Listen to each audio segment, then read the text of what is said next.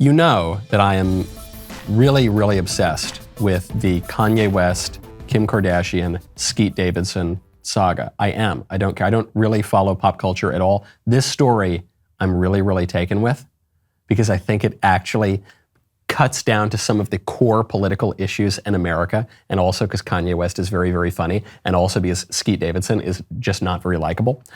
There's a headline, comes out of People magazine, Skeet Davidson is in trauma therapy because of the taunts from Kanye West.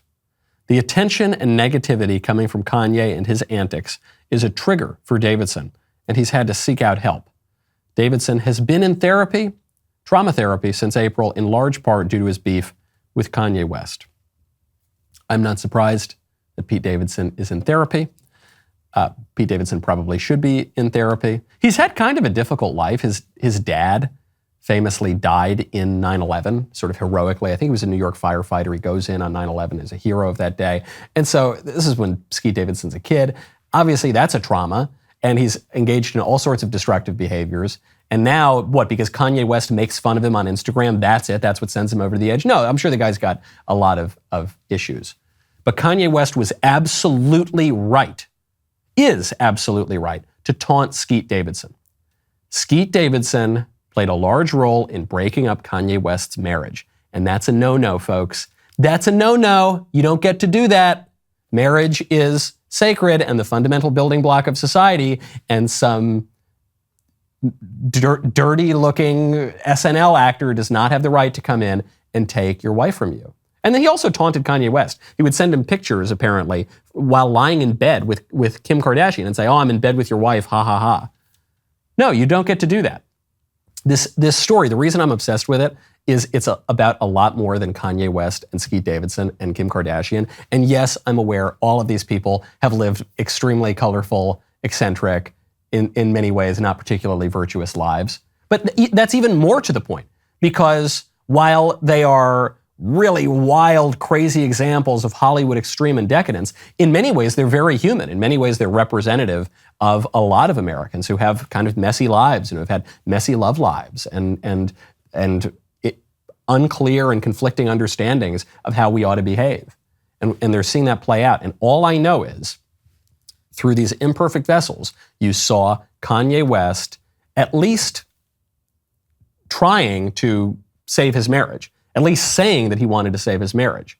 He was the representative of that. And this was after he had some kind of conversion or reversion to Christianity and was very public about that. This is after he espoused some broadly conservative political views and social views.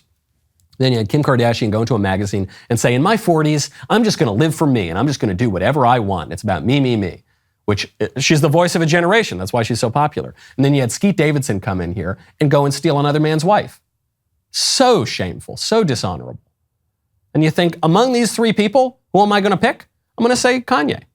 Now, some people will then come out on this story and they'll say, Kanye has no right whatsoever to try to save his marriage or try to attack the person who's helping to break up his marriage. What are you talking about? The people who say that are the ones who think marriage doesn't mean anything, that marriage can be easily dissolved at any given time, that it's just a kind of contract. You can break the contract. It's a contract, except nothing about it is binding. So it's not even a contract. It's just two people kind of get along together for a little, and then whenever you don't like each other as much anymore, you know, he didn't do the dishes last night, and she's getting a little older, and so we're just going to split it up and move on.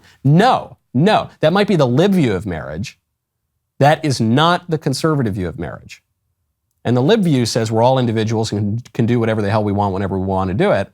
The conservatives say no, the fundamental political unit is the marriage. And when you make that vow, you're in it, buddy. You're stuck with it. This was the mainstream view in America for a very, very long time. Now that's considered extreme. People are actually saying, they're saying, Kanye's gone too far. Here it is. Here's a headline from Metro. Kanye's gone too far. Neither his genius or his mental health are excuses. Why? Because he's defending his marriage. Kanye West, some years ago, put on a big, giant foam suit and danced around to a song singing, "You're such an effing hoe. I love it." Do you remember that? You're such a f***ing hoe. When the first time they asked you want sparkling or still? Are you trying to act like you was drinking sparkling water before you came out here? You're such a f***ing, I'm a sick f***, I like a quick f***, I'm a sick f***, I like a quick. I'm a sick. I like a quick. I'm a sick. I like a quick. I'm a sick. I like a quick. I like my. I buy you a sick truck. I buy you some new. I get you that nip tuck. How you start a family? The condom slipped up. I'm a sick. I'm inappropriate. I like hearing stories. I like that hoe. I wanna hear more. I like the whole. Send me some more. You trifling hoe. We had to blur out half of that song. I gotta forget when I sent the clip that we'd have to bleep out actually half of the song. That wasn't too far. You're such an effing hoe. I love it. I like to get my, well, I can't even say it. I'd have to bleep out myself. That's not too far. Remember when Kanye West went on national TV and he said that George Bush doesn't like black people? A lot of the people that could help are at war right now, fighting another way, and they've given them permission to go down and shoot us. And subtle, but in even many ways more profoundly devastating, is the lasting damage to the survivors' will to rebuild and remain in the area. The destruction of the spirit of the people of southern Louisiana and Mississippi may end up being the most tragic loss of all. George Bush doesn't care about black people. Please call. In the past few days. You remember that? That wasn't too far. That was genius. That was all an example of Kanye's eccentric genius. But then Kanye comes out and he says, hey, I don't want to get divorced. I think marriage is a real thing and we should stay together for the purpose of for the sake of our children and because we took a vow and we should take this marriage seriously. And Skeet Davidson should get the hell out of my bed. That's too far. That's crazy. You're defending marriage? You don't think that this sort of filthy-looking New Yorker, young guy, should be crawling around in your bed around your house where your children sleep? You don't think that? Wow, totally crazy. There was an article in, I think it was The Week or somewhere, I don't know, occasionally I'll get Google alerts, and they were going after me because I said that we should defend marriage. And they said, you know, Republicans are coming for no-fault divorce next. To which I say, I hope so. Yeah, you're damn right we should. I don't know that we will because so many Republicans are so squishy and useless, but we certainly should go for no-fault divorce.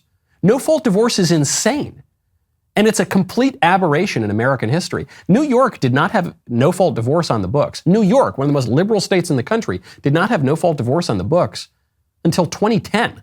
No-fault divorce is a very, very modern invention. It really only began to be popularized in the 1960s and 70s. Before that, you had something known as wedlock. You had something known as marriage. You went out, you took a vow before God, most importantly, and before your spouse, and before the political community. And you said, I'm going to stay in this marriage forever, till death do us part. And if you wanted a divorce, divorce has existed throughout all of human history, but it was hard, it was discouraged. All of the political and social and legal incentive was to remain married and work it out and fix your marriage. And then in the 70s, up until just a few years ago, there was this movement to say, nah, never mind, whatever. We should all just get divorced and be single and live for ourselves and do whatever we want. And the minute the going gets tough, we should just cut and run. And you know, it's going to screw over our kids and it's going to traumatize a lot of people and it's going to cause complete disorder in our country because if effectively abolish the fundamental political institution, you necessarily are causing a massive amount of disorder. But whatever. Love is love. The heart wants what the heart wants. Whatever. It's too hard. You can't make me do anything. Choice, choice, choice. Individual autonomy above all else. Of course. A conservative, at the bare minimum, must oppose no-fault divorce. No-fault divorce. People blame gay marriage. People blame the hookup culture. People blame all sorts of things for our social disarray that we find ourselves in, and all those things have contributed to it. No-fault divorce might be the biggest cause. It's certainly up there. I mean, no-fault is a major issue. Republicans are coming for no-fault divorce. Yeah, I hope so, or the Republicans aren't worth their salt.